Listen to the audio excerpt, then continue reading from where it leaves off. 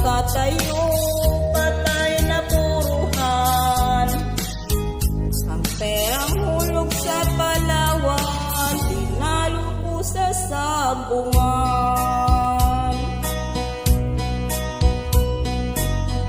Noong umuwi sa may bahay, ako ay matamlay. Ako'y nagsisi, ubos ang mana, dahil ay sorry.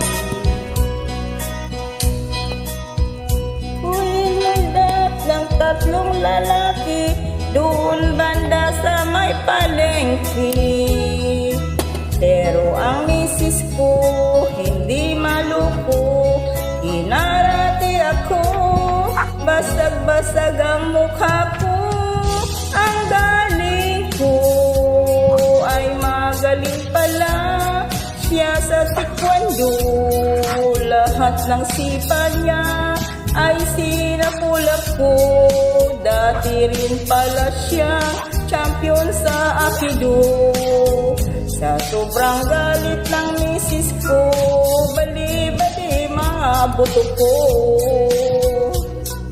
Ang tirang dapat sa anak ko ay tinalo ko. Naakit ako ng bagong dimunggo, kaya kinastigo ako ng galing ko. Nang dahil sa sugal, napahamak ako.